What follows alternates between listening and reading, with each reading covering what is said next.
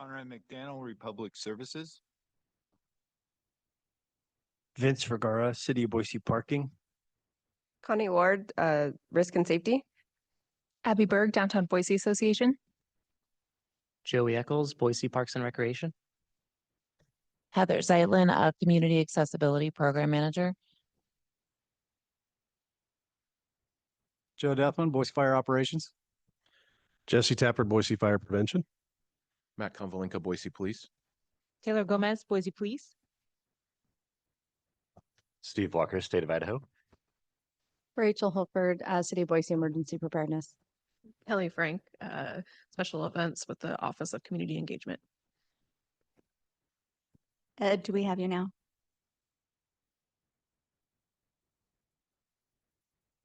Well, Ed Graves is online, and he is with Public Works. So welcome back, Griffin. Thank you. How are you? I'm great. How are you? Good. Busy. I imagine race season is on. Yes, it is. All right. Well, we'll start this morning with the Treasure Valley Tribe.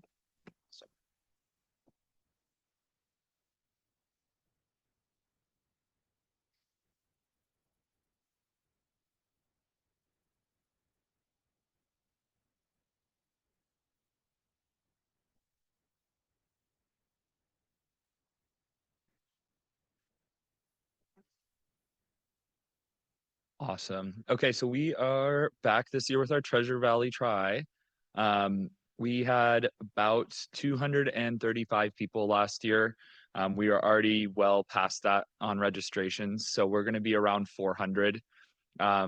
Moving forward, I don't think we'll ever go above 500. That will be a cap for this event just because of the space we're in. We will stay around that 400 to 500 moving forward. But as it says, it's a circuit style triathlon on a closed course on the Boise River. So we have been the triathlon state champion for age groups, high school and club for now 4 years, which we're super excited to have again in 2025.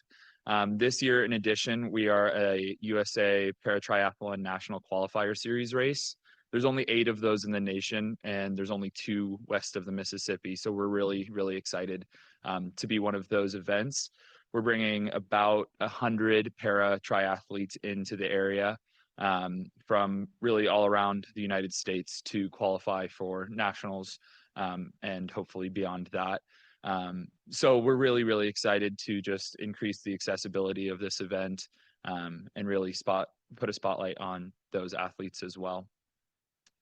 So looking at our course here, the one on the right is our large running course. So if you went, and then the one on the left is just for our super sprint. So we're going to be mainly in that Esther Simplot Park area and on the green belt there. We have done this course in the past, know it very well, and we're going to put out signs several weeks in advance, just letting people know that there will be an event on this part of the green belt, and also letting people know that there's going to be more traffic due to those accessible, like the bikes, the adaptive bikes, they take up a lot larger space on that green belt. So we're going to just put some additional signage out, maybe offering people alternative routes to get through that area on that morning of the event. So we're using the exact same footprint as last year. I know that there's a lot of color and a lot of boxes up there. Everything in blue is a bike rack. So we're working to increase the amount of bike racks that we have. We're gonna be using a brand called Access Tracks, which is, they're basically 3 foot by 3 foot large hard plastic boards that will put down over all grass areas and all of the sand areas for those people with wheelchairs or people that need those a little bit more accessible walkways. Same in that finish fair area up in the grass there. So we'll work with BPD and BME and then Roadwork Ahead to get that road closed on Whitewater. We're using that same piece of Whitewater from Main to State Street, keeping that closed for the majority of our event from about 8 a.m. until about 2 p.m. As soon as the last biker gets off that that bike course will reopen the road to regular traffic. And we'll have volunteers and staff to help monitor at each of those large, like the intersections on Whitewater and State, and then Whitewater and Main. So we'll let, like I said, those 2 weeks prior, we'll have those signs on the green belt. There's also that apartment complex on Whitewater that the only access is through Whitewater. So we have a lane that we'll have for them so they can get in and out of that apartment complex, and we'll be letting them know too with flyers. We'll just leave the flyers at the doors there, let the property manager know, because that was one of our issues last year, was people wanted to get out of their apartment complex and they couldn't because it was blocked in. So we've dedicated a lane for them to get in and out. And then we're also going to just kind of blanket let the surrounding houses in that area know that there will be increased traffic in their area. We'll have a dumpster and a recycling dumpster. We have all of the trash boxes and recycle cans that will spread out. And also we have implemented like a sweep that, so after the last racer, we have a golf cart that follows them around, picks up any trash they see on the green belt or the road or wherever it may be. So hopefully we leave the space better than we found it. We'll be with Acute again, just like always for the rest of the year. This one's a little bit of a larger pull for our water safety because we have so many people in the water at the same time. We'll have 15 first responding lifeguards out in the water while anyone is in the water, on kayaks, paddle boards, and on a jet ski. And then Acute will be backed up right basically to where a dock is in case they have to get someone out of the water into a hospital quickly. We also have we've purchased some new technology that'll allow us, think of it almost like a retail counter. So we can read the chips of the people that get into the water and as they get out of the water too. So it's a count. So we know how many people go in, we know how many people come out. If there's a discrepancy in that, then we activate a lot larger search to try and figure out why we're missing people. And that is pretty much it. Does anyone have any questions for me? That's great, Griffin. Thank you. Do we have Ed? You do. I apologize for earlier. No, I mean, you're just turning yourself into sort of a myth and a legend with this, like. I'm like with that strategy, feral bobcat. but you know, that. Yeah, sorry about that. I apologize. Griffin, you may have mentioned earlier, are there going to be any food or other vendors there? Yeah, we'll have a coffee truck and maybe the mini donuts that we have at a lot of the events, but a lot smaller scale on those. And it would be vendors that we already previously used. Okay, cool. I was just trying to get a sense of any other waste generated, but yeah, it sounds like you've got all your T's crossed for solid waste. So yeah, thank you. That's all I've got. Appreciate it. Hi, Griffin. Like we discussed before the meeting, I just need to see where that final placement will be for the dumpsters. And then if it is with the shared lot, if I could get permission. Absolutely. Great. Thank you. Griffin, nothing for us in parking, so we're set. Thanks. Great. Hi, Griffin. We have your COI, so you're good to go. You're also all set with DBA. Good morning, Griffin. Thanks for the presentation. As always, we love y'all's events, and we'll continue to work as we get a little closer, but looking forward to this year's event. Thanks. Everything looks great. Thanks for the access tracks in those areas that we talked about. And I'll be there where my husband skis with Base, and I think they're Awesome. going to come out and do a lot of work at the event. So look forward to it. Great. No questions. Hey, have you reached out to Boise Fire for the dive team yet? I see it's staged down there.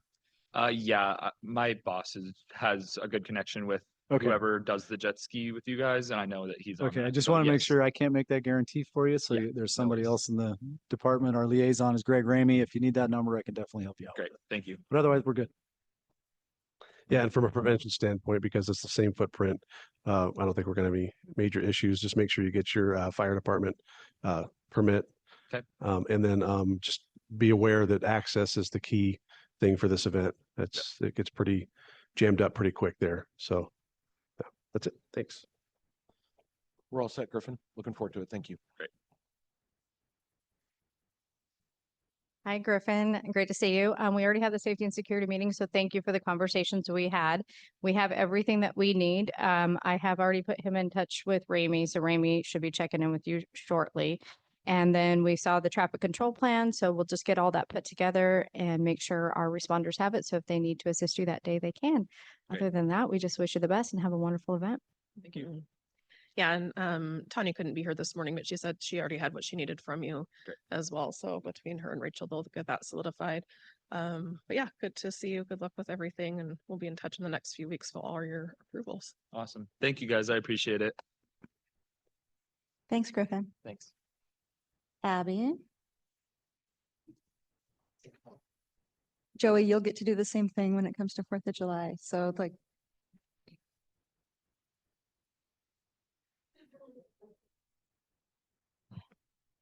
run her through the ringer, y'all.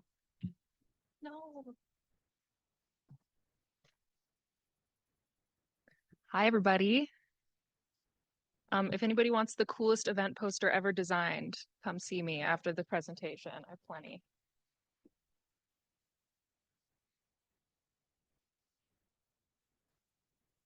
It's pretty cool.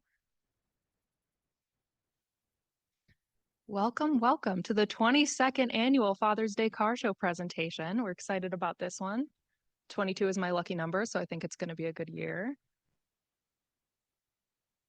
Taking a look at the map first, I apologize for how small everything is. We are using the same traffic control plan and the same general footprint layout as last year. So everything there will be the same. We've just made a couple rearrangements within that footprint. So still closing down the section of Bannock between 8th and 9th. My little red barricade on Capitol and 8th is a little block off on this map. And then Jefferson between 6th and 9th, and that section of 8th between State and Bannock, as well as the Capital Y. Same closures as last year. The things we're switching around and rearranging from last year are indicated by those red circles on the map. We are moving our information booth, sound booth, registration booth that were on the Capitol steps just down to that sidewalk level in front to allow for easier access for folks who don't want to climb those steps. We still have reserved the Capitol steps though, so we should be all set there. We are utilizing Cecil DeAndres a little bit more, moving our DT Plays area, the kids' lawn games, over into that grassy area by or within the park. It was in a parking lot last year and it just didn't seem as fun to play in.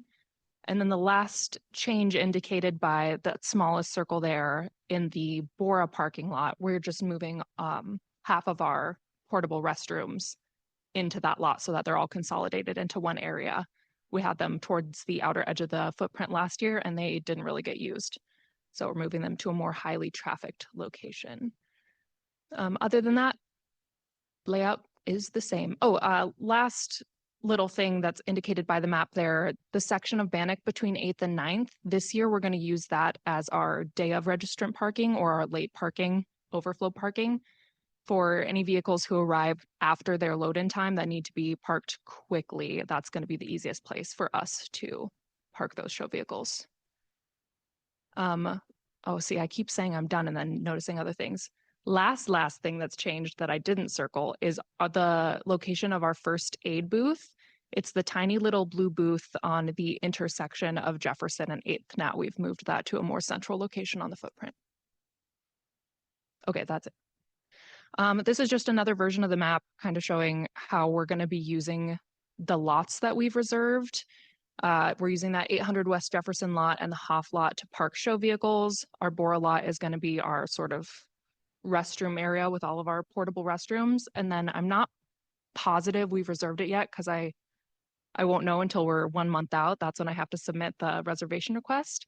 But I'm pretty sure we're going to be able to reserve that lot behind the Legislative Information Center there up in the top corner to sort of serve as nearby accessibility parking, since we ask folks to just use existing parking for this event. This is our traffic control map. Tanya has seen it. It's again the same as last year. We're using the same service as well through AWP Safety. We're going to set up our road closures on 6 a.m. day of the event and have them taken down hopefully by 4 p.m. to reopen those roads. Just load in schedule for vehicles during the show. We're having our sponsors, partner vehicles load in at 7 a.m. and then our main show vehicle load in will all happen between 8 and 10 a.m. We are going to have at least 5 trained volunteers from the Hot Rod Lunch Bunch, if anybody knows that car club, helping us direct traffic and park cars this year. So we're excited about that. And then during the show, just to help with traffic control and any confusion caused by our road closures, we're going to have at least 6 trained volunteers posted nearby each of the road closure barricades, just to help direct traffic, make sure nobody's entering the footprint around a barricade or anything like that. And then we'll also have 2 roaming volunteers just to watch the pedestrian only zones within the footprint during the event. For security, we're going to have our 5 staff members and 4 interns all trained on site at the event. As well as that, we'll have 8 trained event volunteers during the event, again, posted at those barricades just to kind of keep an eye out. We've worked out 2 Boise police mobile officers on site. And then as a bonus, Officer Moreno is also putting his cruiser in the show, which is always really fun. So he'll be there as well. For communication, we always make sure that 911 is our first call in the case of any immediate threat or concern. For more minor things, we are going to have radios dispersed between our staff interns and trained volunteers, and we will be able to radio each other to keep everybody aware of any issues on the footprint. I am going to be the on-site event coordinator, so any issues communicated over radio are going to come to me, at which point I can notify the appropriate party. For communication with attendees, we will have a PA system set up throughout the event by Valiant Audio, so we can make announcements through the event footprint with that. And then as a backup, in case something goes wrong, we'll also have bullhorns stationed at the info booth. And then our lost child vulnerable person reunification booth is also going to be on the Capitol steps there with the appropriate signage. For medical, we're contracting with MAV. They are going to have a BLS unit on site, again, at that first aid station on 8th and Jefferson. Just because we have the stuff and we'll bring it, we'll also have a backup AED and full first aid kit at the info booth. Same communication plan as for security with that. We will contact on-site medical and 911 for any immediate threat. And then for minor things, I'll ask that those come through me over radio. For fire, we will have fire extinguishers posted at all of our on-site booth locations. So Capitol Steps, that first aid booth, and then the DT Plays booth in the park. All of our staff, volunteers, and interns will be trained on using those extinguishers. For emergency vehicle access, we are going to leave at least 15 feet. That's my goal. In every roadway. Last year, we ended up parallel parking a lot of the vehicles on the narrower roadways, which I think helped that situation quite a bit. And then we'll make sure to leave a minimum of 10 feet around any water hookup, fire hydrant, anything like that. Part of having the volunteers stationed at the barricades is also having people ready to move those barricades in the case that we need emergency vehicle access. We'll be prepared to move anything on 8th, either end of 8th or either end of Jefferson, like we discussed in safety and security. Same communication plan, always 911 if there's an immediate big threat. Otherwise, for more minor threats, radio communications through me. For accessibility, again, we took a look at that accessibility lot that we'll have just on the corner of the footprint there. We've moved all our booths to surface level so that they are accessible at sidewalk level for folks using mobility aids. We're gonna space the vehicles a little bit more this year to allow 3 feet access between for mobility aids, also helps with strollers, things like that. And we will, of course, make sure that we're not blocking any ramps up onto the sidewalks. Neighborhood notifications, you guys know I'm on this. We have already notified the folks within the footprint with that little flyer you see there. We'll send out our bigger secondary notification 2 weeks out to the wider footprint. For entertainment, Amplified Sound is going to start around 7 a.m. when they start doing sound checks. We'll have that throughout the event with our award ceremony happening on the Capitol steps. at 2:30. Keep an eye out for the Best Dad Joke Award. If you guys are in attendance, I expect everybody to submit one. You can win a VRT pass, which is a sweet deal. And then last and absolutely not least, health and waste management. The only food or drink sold on site is going to be those Proud Source water, aluminum bottles, and cans. So we'll have appropriate recycling receptacles after that. We'll have trash and recycling at every ingress, egress, at least one at every intersection, and then supplementary ones nearby the Capitol steps and the Bora parking lot, which we expect to be high traffic areas. We are going to have 8 portable restrooms, 2 of which are the bigger ADA compliant booths, and 2 hand washing stations, both of which are ADA compliant in that Bora lot. And then we'll have our team sweep hourly for trash, as we always do. And then we have shared our low waste guide with all of our sponsor booths, and we'll continue to do so as well. That's it. Thank you all. Abby, Steve's going to need to know how to enter the dad joke contest because I feel like you probably have some good ones. Bring your list of jokes to the VRT bus, which will be parked at the base of the Capitol Y, and they will accept submissions there. All right. Ed, we'll start with you. Thank you, Abby.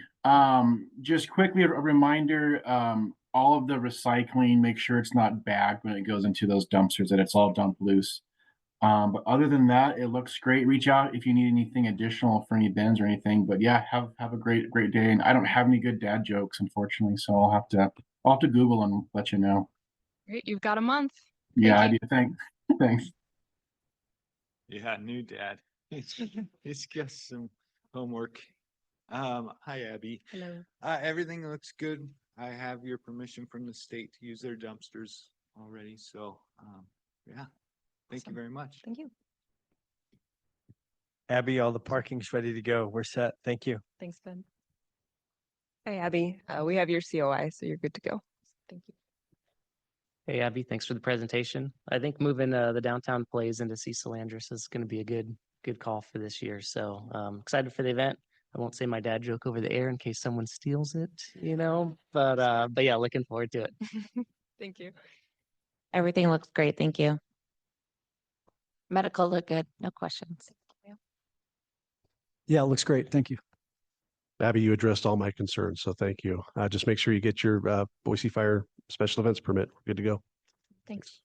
We're all set. Thank you. Couldn't find my joke. It was so good too. Anyway, I have lots of questions or just lots of comments. I appreciate this event. It's be the 4th year in a row that I can't attend it though.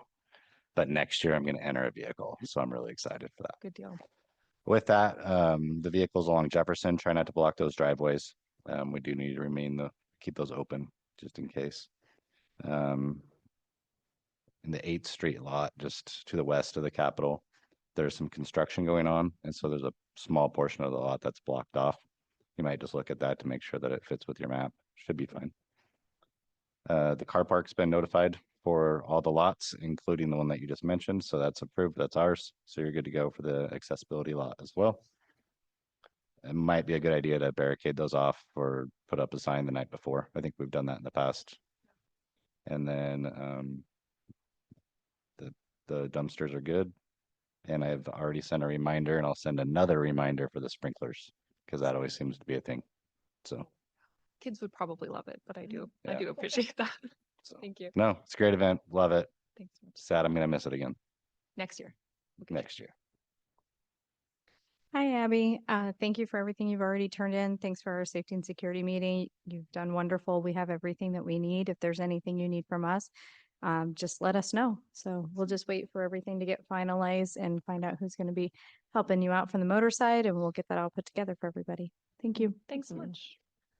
I'm good too. Abby, you're awesome. You're doing a great job. And I'm not just saying that because Lauren's here. Yeah. So look forward to getting this completed and then on to Live After 5. Awesome. Yeah, Thank you. See you guys next time for that Yeah. one.